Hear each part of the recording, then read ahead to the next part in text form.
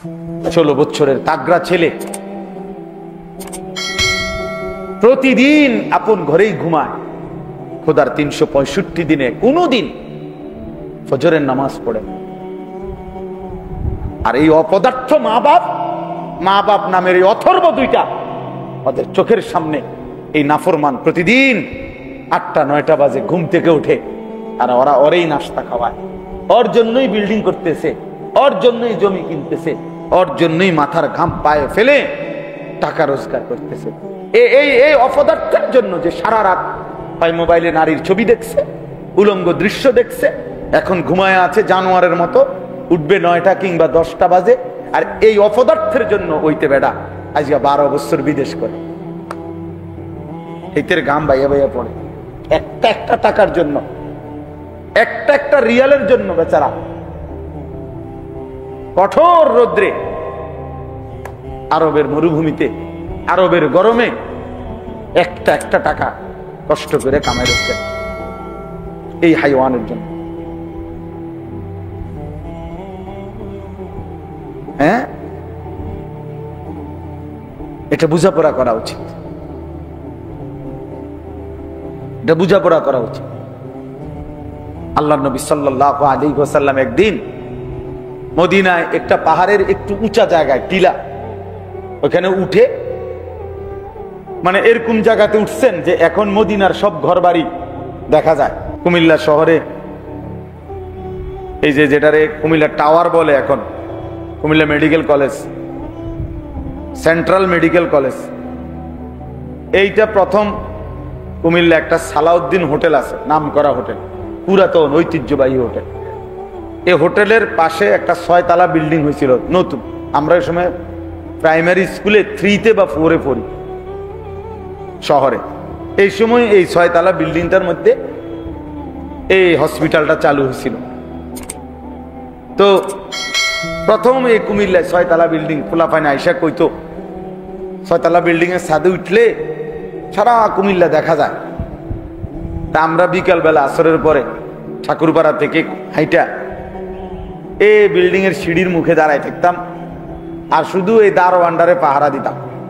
তে যদি একটু সাইডে যাইতো একটা দৌড় দিয়া ছাদে উঠতে লাইতাম, মানে ওই দেখার জন্য যে সারা কুমিল্লা দেখা যায়।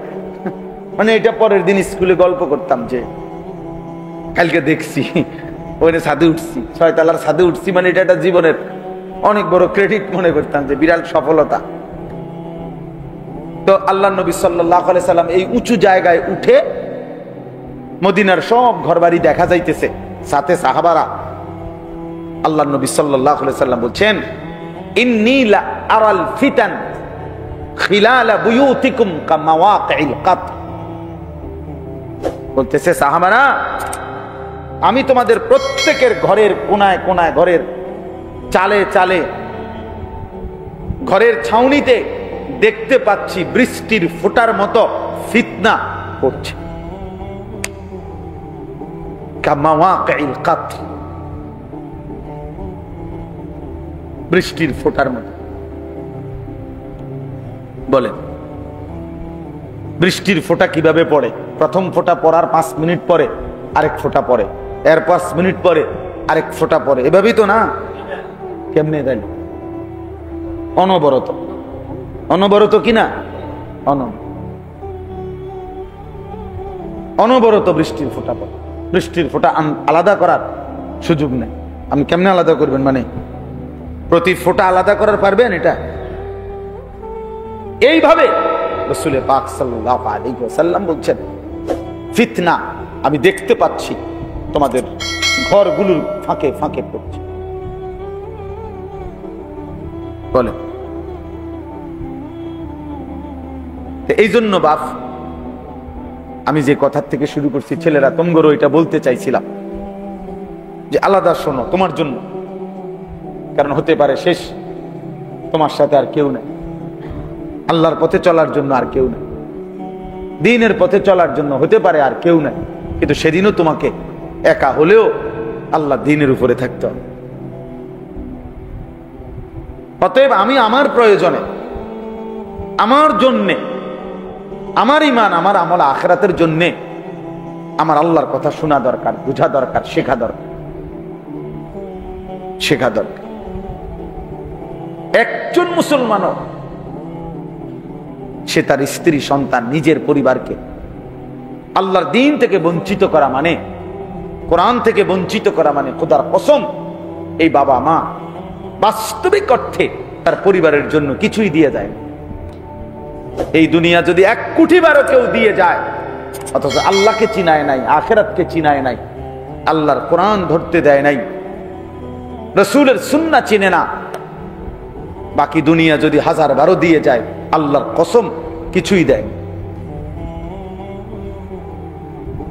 अगर एक तू नहीं मेरा तो कोई शै नहीं में, जो तू मेरा तो सब मेरा, फलक मेरा जमीन।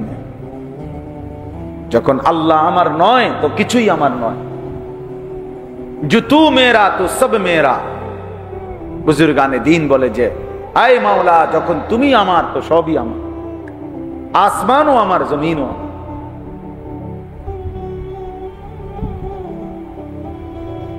বড় পীর আব্দুল কাদের জিলানী রাহমাতুল্লাহ আলাইহি একবার বাগদাদের বাদশাকে বলছিলেন, বাদশাহ তুমি আমারে সম্পদের লোভ দেখাইও না, তুমি আমারে মালের লোভ দেখাইও না, তোমার কাছে তো আছে মাল, আর আমার এই কলিজার ভিতরে আছে রব্বুল মাল। এই মালের যিনি রব, মালিক, আমি তো তাকে নিয়ে রাখি, আমার দিলে তো সে আছে। তুমি তো দুনিয়া নিছো, আমি তো রব্বুদ দুনিয়া ওয়াল আখিরা, দুনিয়া আখিরাতের যিনি রব সে তো আমার কলিজায় আছে। আমি তোমার চাইতে বড় ধনী, আমি তো তোমার চাইতে বড় ধনী। হ্যাঁ, এজন্য আল্লাহকে নিয়ে থাকা, আখিরাতকে নিয়ে থাকা, এটা এক মানুষের জীবনের মূল পরিচয়।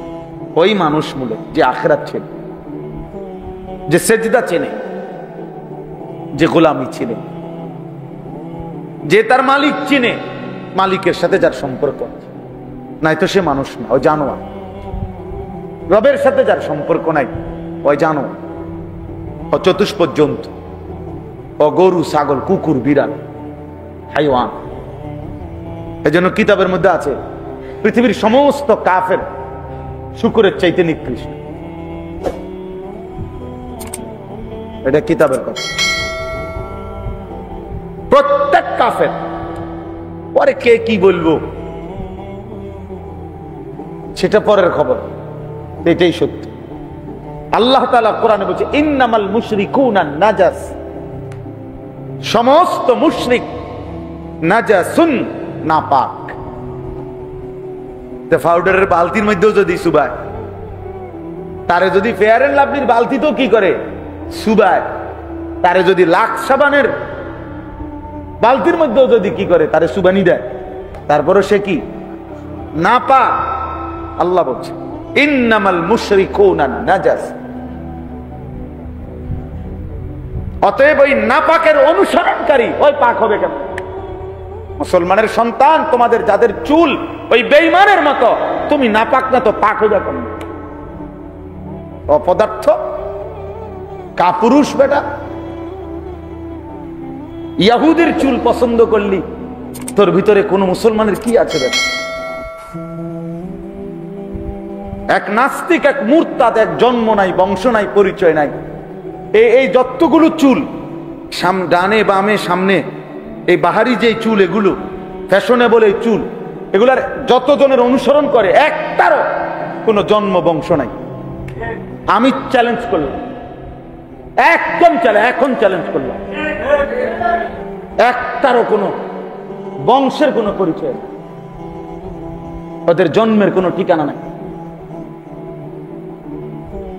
তাহলে বেটা জারজ যদি কোনো মানুষ হয়, কোন মানুষ যদি অবৈধ সন্তান হয়, তার আখলাক গ্রহণ করার দ্বারা, তার চাল চলন বেশভূষা গ্রহণ করার দ্বারা তুই নাফরমানের ভিতরে কি আসবে? জোনায়েদ বাগদাদির মেজাজ আসবে নাকি? বাইজিদ বুস্তামির মেজাজ আসবে? বুঝো না? বুঝো না?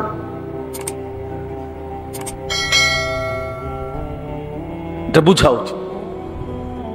মানুষের জীবনে গায়রত অনেক বড় সম্পদ, আত্মসম্মান, প্রেস্টিজ কনসার্ন, আত্মমর্যাদা। আমরা কিতাবে পড়ছি বাঘ, বাঘ আছেন একটা প্রাণী, এই বাঘ শিকার না করা পর্যন্ত খায় না, ফেলে রাখা উচ্ছিষ্ট, অন্য কোনো কারো ফেলে রাখা গোশত ও বাঘ খায় না। জঙ্গলের বাঘ যতক্ষণ নিজে শিকার না করে, প্রয়োজনে সে ক্ষুধার্ত অবস্থায় লম্বা সময় পার করবে, কিন্তু সে খাবে না। কিন্তু কুত্তার স্বভাব, যে কোনো উচ্ছিষ্ট যেখানে যা পায় সবটাতে মুখ দেয়, নাক লাগে। এটা কুকুরের খাসলত।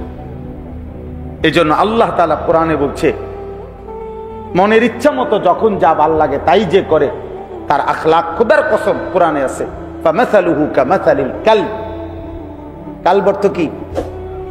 তার উদাহরণ কুকুরের মতো। ওই চরিত্র কুত্তার চরিত্র, যার নিজস্ব কোনো স্বাতন্ত্রতা নাই, নিজস্ব কোনো ব্যক্তিত্ব নেই, নিজস্ব কোনো উসওয়া, আদর্শ, মডেল যার কাছে নেই। যখন আমার যা ভাল লাগে তাই আমি করি, যে মাসে যেটা ভাল লাগে, যে ঈদে যেটা ভাল লাগে, যখন যারটা দেখে যেটা ভাল লাগে। গত মাসে এই কাটিং, এই মাসে আরেক কাটিং, গত মাসে সিবা ফ্যান্ড, এই মাসে মোটা ফ্যান্ড, পরের মাসে মারুয়া প্যান্ট, এরপরের মাসে হাফ প্যান্ট, যখন যেটা ভাল লাগে। এই তো বেগায়রত মানুষ ভাইয়া, বুঝতেছে? প্রিয় ভাই, নিজেকে কমপক্ষে নিজেরে ছোট করো না। নিজের আত্মসম্মান, আত্মমর্যাদা, বাঘের মতো হও, কুকুরের মতো, সিংহের মতো হও, কুকুরের মতো।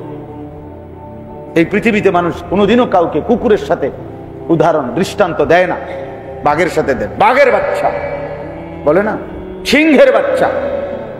বুঝা গেছে, উদাহরণ দিতে গেল মানুষ এটা কি বলে, একটা বাঘের বাচ্চা। বাঘের বাচ্চা কারে মে করে যে না, বে করি না, বেটারে নি কর, কাপুরুষকে বলে।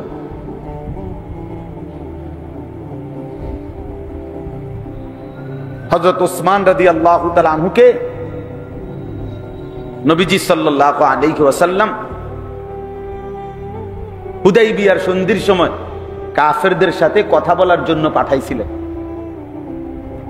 হুদাইবিয়ার সন্ধির সময় হযরত উসমানকে বলছে, তুমি আমার পক্ষ থেকে মক্কায় কুরাইশ কাফেরদেরকে গিয়া বুঝাইয়া বলো যে আমরা যুদ্ধ করতে আসি নাই, আমরা আসছি উমরা করতে। তো ৬ষ্ঠ হিজরিতে হযরত উসমান রাদিয়াল্লাহু তাআলা আনহু তখন কাফেরদের কাছে যখন কথা বলার জন্য নবীজির দূত প্রতিনিধি হিসাবে গেলেন, তখন ওই কাফের সর্দারদের মধ্যে উসমান রাদিয়াল্লাহু তাআলা আনহুর একজন চাচাতো ভাই ছিল, আত্মীয় আর কি ওনার। উনি তো এই মক্কারই আগে, তো ও তখনও কাফের। আবান ইবনে সাঈদ, সে পরে মুসলমান হয়েছে, তখনও মুসলমান হয় নাই। তো ও ওইখানে ছিল বসা। সে উসমান রাদিয়াল্লাহু তাআলা আনহু যখন আসছে কথা বলার জন্য, উসমান রাদিয়াল্লাহু তাআলা আনহুর দিকে তাকাইয়া আগে বাড়ছে, মানে আগে উঠতে আগাইয়া গেছে আর কি, উসমানের সামনে গেছে, একা সামনে আগাইয়া তার কাছাকাছি গিয়ে বলছে, উসমান তুমি এটা কি পড়লা, লুঙ্গি, ইজার, তোমার লুঙ্গিটা এমন কেন? বলতেছে মানে কি হয়েছে? হযরত উসমান বলল, বলছে তুমি তোমার লুঙ্গি মানে গোড়ালির অনেক উপরে, তুমি জানো না আমাদের আরবে সম্ভ্রান্ত ব্যক্তি যত বেশি সম্ভ্রান্ত হয় কুরাইশের, তার টাকনুর নিচে, গোড়ালির নিচে কাপড় তত বেশি হাসরায়, মানে তত বেশি নিচে থাকে। হ্যাঁ, কসম আল্লাহর, এটা কিতাবে আছে। তো তিনি বললেন যে তুমি টাকনুর এত উপরে তোমার লুঙ্গি উঠাই ফেললা, বুঝা তো যাচ্ছে ইসলাম গ্রহণ করার কারণে তোমার কোনো পদমর্যাদা, সম্মান, ইজ্জত বলতে কিচ্ছু নাই, বুঝছেন? কাজে তুমি দ্রুত এটা নামাও, এই কাপড় নিচে নামাও, টাকনুর নিচে নামাও। আমরা নিজে কিতাবে পড়ছি। হযরত ওসমান জোরে আওয়াজ করে বলছে। হযরত ওসমান এমনিতেই লজ্জাশীল মানুষ ছিলেন, কিন্তু সেদিন তিনি উচ্চ আওয়াজে বললেন, লা আল্লাহি হাদা ইজারু সাহিবু নবিয়িনা মুহাম্মদ সাল্লাল্লাহু আলাইহি লা, যাবে না, হবে না, আল্লাহর কসম এটা আমার সাথী, আমার বন্ধু, আমার রাসূলের পবিত্র লুঙ্গি মোবারক এমন টাকনুর উপরে। অতএব বেটা, তোর এই সমস্ত নেতা আমার রাসূলের সামনে 2 পয়সার পেশাবের ফোঁটার মর্যাদাও তো রাখেন, পেশাবের ফোঁটার মর্যাদাও তো রাখেন। কার সামনে কারে তুলনা দিতে আছে? হ্যাঁ, উনি এক সুতা লুঙ্গি কি করেন নাই, নামান। এটা আত্মমর্যাদা, গায়রত। আমি মুসলমান, আমি ইমানদার, আমি ইমানদার। এত অল্প বয়সে যদি দুশ্মনের কাছে আমাদের সন্তানরা 16 বছর বয়সে যদি এভাবে হেরে যায়, যখন জওয়ানি, যখন কিশোর, যখন নওজোয়ান, যখন চোখ রাঙ্গাইয়া দুশ্মনের মোকাবেলায় যুদ্ধ করার কথা, ওই সময়ই যদি এত বড় কাপুরুষ হয়, তো এই বয়সে কিনব, চাচার বয়সে, বুঝেন নাই? অথচ 14 বছরের কিশোর সবচেয়ে বড় কাফেরের গর্দান বদরের যুদ্ধে নামায় দিছে। সবচেয়ে কম বয়সী যোদ্ধা মুসলমানদের 313 জনের মধ্যে ওই 2 ভাই ছিল সবচেয়ে কম বয়সী, ঠিক না? তো সবচেয়ে কম বয়সী যোদ্ধা, আর কাফেরদের আবু জাহেল ছিল সেনাপতি, সবচেয়ে বড় কাফের সর্দার, সিনিয়র। তো সিনিয়রের গর্দান সবচেয়ে কম বয়সী যোদ্ধা সোহাইল। তরবারি দিয়া লাখ পাইতেছিল না, ছোট দুনু ভাই তরবারি দিয়া আবু জাহেলের গর্দান পর্যন্ত কোপ দিবে, যে তরবারি ওই পর্যন্ত ওঠে না। কিতাবে আছে। এখন কি করবে এরা? তো 2 ভাই বুদ্ধি করে আগে আবু জাহেলের যে ঘোড়াটা, ঘোড়ার 4টা পাও কোপায় কাটে লেছে। ঘোড়ার 4টা পায়ে যখন কোপ দিছে, এবার তো পড়ে গেছে। এরপরে উপর্যুপরি যতক্ষণ পারছে ততক্ষণ তলোয়ারের কোপ দিয়া যখন আবু জাহেল অবিহি রামাক, হাদিসে আছে, বুখারীর হাদিস, আবু জাহেলের যখন শ্বাস টানতেছে, মানে শেষ, এমনি দম টানে না, এই দমটা, এই সময় দৌড়াইয়া নবীজির কাছে বলছি, ইয়া রাসূলুল্লাহ, শোয়াই লাইছি। বলছে, কি শোয়াই লাইছো? আবু জাহেল শোয়াই লাইছি। নবীজি বলতেছে, ইন্না লিল্লাহ। কয় কি? আরে কিও কয়, বলাইনি কি কয়? মান ইয়ানজুরু মা সানাআ আবু জাহেল। হাদিসের শব্দ নবীজি বললেন, আরে তোমাদের মধ্যে কে আছো, দেখো না আবু জাহেলের কি হয়েছে, ওরা কয় কি, দেখো, দেখে আসো। মানে নবীজি পর্যন্ত কি করতে পারতেছে না। আরে বলে কি, এটা কথা হইল নাকি? মান ইয়ানজুরু, কে দেখবে তোমাদের মধ্যে, দেখো, মা সানাআ আবু জাহেল, আবু জাহেলের কি হলো দেখে আসো। ফাকামা আব্দুল্লাহ ইবনে মাসউদ, আব্দুল্লাহ ইবনে মাসউদ রাদিয়াল্লাহু তাআলা আনহু, তিনি লাভ দিয়ে দাঁড়ায় বলছি, ইয়া রাসূলুল্লাহ, আমি যাচ্ছি। কিতাবের মধ্যে আছে উনার একটা আলগা, আগের একটা জিদা ছিল তার উপরে, কারণ মক্কায় একদিন কাবা ঘরের সামনে এই আবু জাহেল আব্দুল্লাহ ইবনে মাসউদকে খুব মারছিল, এত ভীষণ মারছিল যে রক্তাক্ত হয়ে ওনার কানের ভিতর দিয়ে পর্যন্ত রক্ত বের হয়েছিল অঝরে, এইভাবে মারছিল ওনার। উনি বলছে, আইজগা বাতিজার ফুট যাই, আইজকা যাই, তোমার আইজকা দেয়, বুঝলেন? দৌড়াইয়া গেছে, গিয়ে দেখছে বদরের প্রান্তরে আবু জাহেল, ওই শব্দটা যে তার শেষ নিঃশ্বাস অবস্থা, মারা যায় নাই কিন্তু শেষ নিঃশ্বাস। হযরত আব্দুল্লাহ ইবনে মাসউদ তার গর্দান, এই গলার এখানে পাও দিয়া এমনি ধাক্কা দিয়া, পাও দিয়া চাপ দিয়া ধইরা একটা কথা বলছে, লাকাদ আখযাকাল্লাহ ইয়া আদুওয়াল্লাহ, আল্লাহর দুশমন, তোরে আল্লাহ আজকে 2টা অবুঝ বাচ্চা দিয়ে বেইজ্জতি করলো। তো মুসলমানের 2 অবুঝ সন্তান দিয়ে আজকে তোকে আল্লাহ বেইজ্জতি করলো। তো বেইজ্জতি হলি তো। এরপরে কল্লা কাইটা এরপরে কল্লা কাইটা, এটা এত বড় কল্লা, এটা আলগাইতারে না উনি। এরপরে এই মাছের কানে এবং নাকি দিয়ে যে রশি ঢুকাইয়া যেমনি ধরে না, এমনি আগে ধরতো, এমনি আবু জাহেলের কানে এবং নাকে রশি ঢুকাইয়া এরপরে রশি দিয়া বান দিয়া টাইনা টাইনা টাইনা। এই জন্য লিখছে কিতাবে যে ওই সেই শোধ, তুই যে আমার কানে দিয়ে পর্যন্ত রক্ত বাইর করছিলি, আজ আমি তোর কানে সুতা ঢুকাইলাম।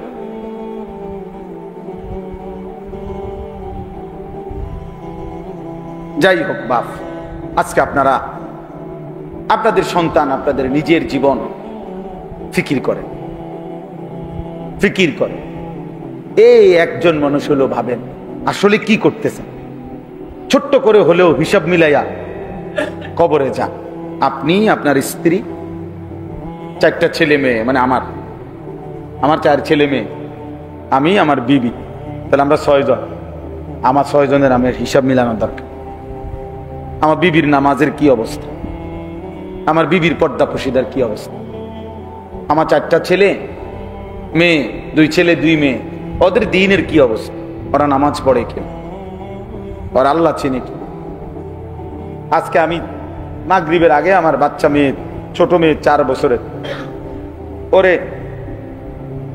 ওর জন্য অনেকগুলো খেলনা আনছি। বারবার কইতেছে আব্বু খেলনা আনতাম, এই বিভিন্ন খেলনা, ট্রাক, বেকু আছে না প্লাস্টিকের, এডি আনছি আর কি। এই বলছি আব্বু এটা আইনা, বলছি এটা দেবো, তবে আগে বলো যে দোয়া শিখবো ইনশাল্লাহ। এটা এটা কইলে তো এটা কইছে আর তৈরি করে দিচ্ছে, মানে দায়িত্ব দিয়েছি যে 2টা দোয়া শিখবা, তাইলে এগুলো দিন, আরো আব্বু আরো আইনা দিব তোমার। তো বলছে ইনশাআল্লাহ, মানে শিখবো। আমার একটা জিম্মাদারি। আমার 9 বছরের ছেলে ফজরের নামাজে আমি দাঁড়াই থেকে উঠাইয়া উজু করাই, এরপরে একসাথে বাপফুতে মসজিদে যাই নামাজ পড়ি। যতক্ষণ হয় না ওঠে, উজু না করে, তো এতক্ষণ আমি দাঁড়ায় থাকি। এটা আমার জিম্মাদারি। জিম্মাদারি কিনা বলেন না? হুদাকে ওয়াজ করুন, আমার দায়িত্ব, আর আমার দায়িত্ব। আমার স্ত্রী, আমার ছেলে মেয়ে, তাদের দিনের নজর রাখা, খোদার কসম এটা আমার প্রধান দায়িত্ব। ঘর যদি নাও মিলে ওরা করতে পারবে, সোফা যদি আমি করে দিয়ে যাইতে নাও পারি ওরা পারবে। আমার আব্বা আমাদের 5 ভাইয়ের জন্য ঘরও করে দেয় নাই, ফার্নিচারও কিচ্ছু কিনে দেয় না, কিচ্ছু না। আমার আব্বার মৃত্যুর পরে আমি কিছুই পাই নাই, ঘর দুয়ার, ফার্নিচার কিচ্ছু লাগে নাই। কিন্তু বরাবর 9 বছরের ব্যবধানে আব্বার ইন্তেকালের পরে ঠিক 9 বছরের ভিতরে আমরা 5 ভাই আলাদা জমিও কিনছি, বিল্ডিংও করছি, ঘর দুয়ার ফার্নিচার সব কিনা হয়েছে। আপনি চলেন একজন একজন করে আপনারা দেখাম, আমরা 5 ভাইয়ের ভাই। কথা বুঝছেন? মিলে গেছে, দুনিয়া মিলে যায়, বাপ ছাড়াও দুনিয়া হয়ে যায়। কিন্তু বাবা 5 ভাইকেই আলেমে দিন বানাইছে।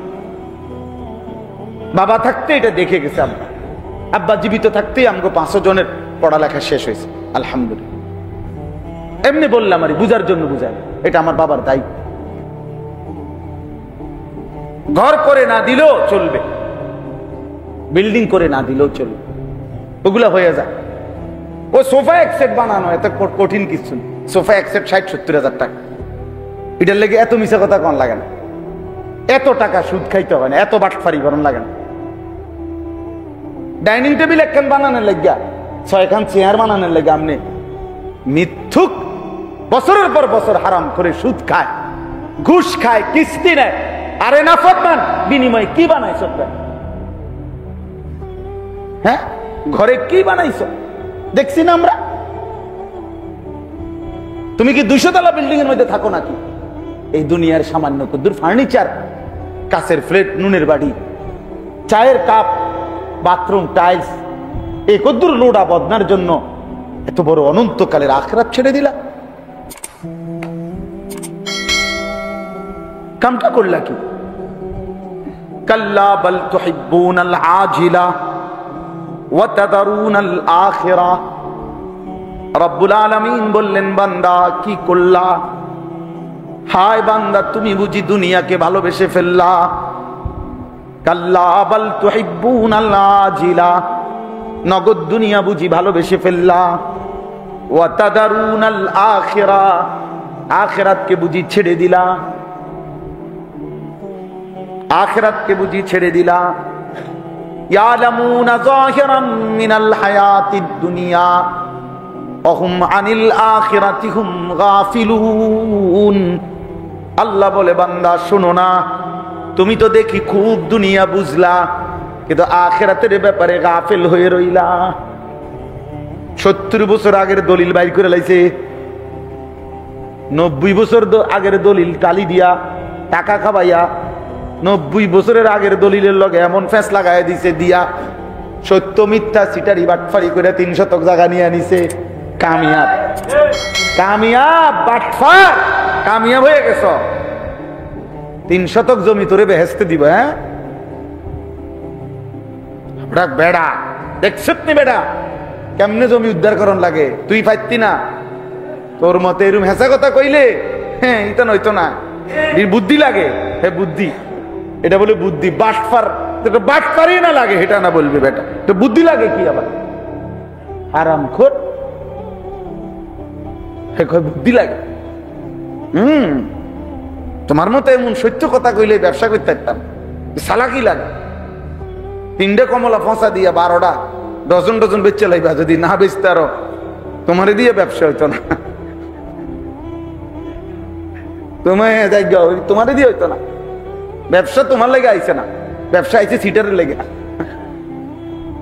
ব্যবসা আইছে বাটফারের লেগে। দুনিয়া বুঝলি, আহ বাপ পুত্রে দুনিয়া বুঝায়,